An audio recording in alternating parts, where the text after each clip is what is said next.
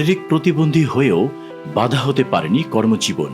3 জনের নিজ পায়ের উপর ভর দিয়ে দাঁড়ানোর শক্তি ও সামর্থ্য নেই, আর একজন চোখে দেখেন না। তবুও তারা থেমে নেই। জীবন যুদ্ধের লড়াইয়ে বেঁচে থাকার তাগিদে সকল বাধা বিপত্তিকে পেছনে ফেলে বেছে নিয়েছেন কর্মজীবন।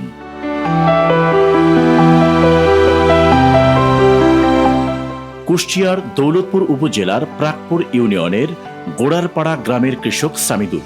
মাত্র 10 বছর বয়সে পোলিও রোগের কারণে তার দুটো পা চিকন হয়ে শুকিয়ে যায়। ধীরে ধীরে সামিউল পায়ে হেঁটে চলার সক্ষমতা হারিয়ে ফেলে। চলাফেরা করেন 2 হাতের ওপর ভর করে হামাগুড়ি দিয়ে। আর্থিক অবস্থা খারাপ থাকায় 10ম শ্রেণী পর্যন্ত লেখাপড়া করে শিক্ষা জীবনের ইতি টানতে হয় সামিদুলকে। বলতে গেলে সেই থেকে জীবন সংগ্রাম শুরু তার।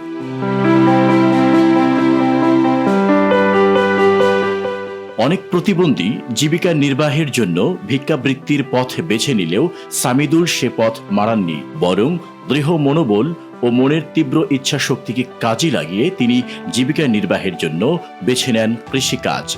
সামান্য প্রত্যেক জমির পাশাপাশি অন্যের জমি বর্গা নিয়েও চাষাবাদ করেন তিনি। সংসারও পেতেছেন। 3 মেয়ের মধ্যে 2 জন বিয়েও দিয়েছেন। আর্থিক অবস্থা খুব খারাপ, ধান লাগিয়েছিল, পানি প্রচন্ড খারাপ, ধান পড়ে গেছে। যদি সরকার সুযোগ সুবিধা দিত তাহলে ভালো হতো। মরিচটা 10 কাঠা মরিচ ছিল, মরিচটাও শেষ। মরিচটা কেটে পেঁয়াজ টেয়াজ লাগাবো। সামিদুলের মতোই একই এলাকার শারীরিক প্রতিবন্ধী রইজুদ্দিন, জামরুল ইসলাম ও দৃষ্টি প্রতিবন্ধী টিপু নেওয়াজ। কারো কাছে সাহায্যের হাত না পেতে তারাও পেশা হিসাবে বেছে নিয়েছেন কৃষিকাজ। এই 3 প্রতিবন্ধী বর্গা চাষি ও নিজের ক্ষেত খামারের কাজ নিয়েই সামলান। ভিক্ষা করা জিনিসটা হলো লজ্জা জিনিস। নিজে কষ্ট করি, আবাদ পানি করি, চটমটলি, যেটা হলো আপনার মান সম্মান কষি থাকে। ভিক্ষা কাজ তো ভালো না। আমি অরিজিনাল কিন্তু প্রতিবন্ধী না, গ্যাং খাইয়ে প্রতিবন্ধী হয়ে গেছে। আমি আর রমজান মাসে ধরেন 15 রোজাতে ওপেন করা হয়েছে ঢাকা মেডিকেলে। একটা পা হারিয়ে গেছে, আর ডাইন পা আঙুল হারিয়েছে 13 বছর আগে। আমার এই ছোটকালে 5-6 বছর কালে আমার ছোটকালে চোখ একটা নষ্ট হয়ে গেছিল। হওয়ার পর থেকে আপনার এই চোখটা 15-16 বছর থেকে বাঁকা চোখটা নষ্ট হয়ে গেল।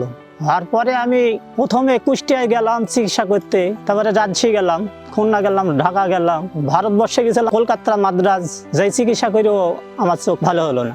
এই 4 প্রতিবন্ধীর হার না মানা জীবন সংগ্রাম পরিবার সহ স্থানীয়দেরকেও অনুপ্রাণিত করেছে। আমি ছেলে মেয়ে মানুষ করেছি, কষ্ট করি, আবাদ পানি করি, মানুষের কন্ট্রাক্ট ভাবে জমি আবাদ করতে হয়, আমাদের টাকা দিতে হয়।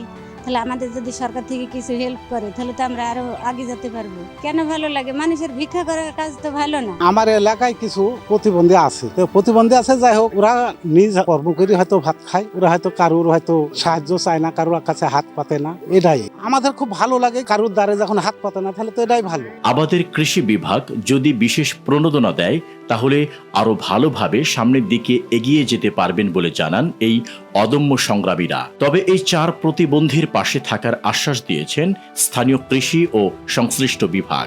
এই মৌসুমে যেমন তারা ধানের চাষ করেছে, পাটের চাষ করেছে, মরিচ চাষ করেছে, পানের আবাদ করেছে। তো এই আবাদগুলো করেছে যাদের কিনা চোখ নেই, যাদের পা নেই, অনেকের হাত নেই। তো এই প্রতিবন্ধী মানুষগুলো এই কৃষিকাজ করে যাচ্ছে। আমরা আমাদের কৃষি বিভাগের পক্ষ থেকে আমরা এই প্রতিবন্ধী ভাইদেরকে অগ্রাধিকার ভিত্তিতে তাদেরকে প্রণোদনার সার বীজ দেওয়া, সাথে সাথে কোনো প্রদর্শনীর ব্যবস্থা করে দেওয়া এবং পাশাপাশি প্রশিক্ষণের ব্যবস্থা করে দেওয়া সহ সার্বক্ষণিক আমাদের উপসহকারী কৃষি কর্মকর্তাগণ আছেন যারা এই প্রতিবন্ধী ভাইদেরকে সরাসরি পরামর্শ প্রদান করে তাদের কৃষিকাজ সামনে এগিয়ে নেওয়ার জন্য সহযোগিতা করে আসছে।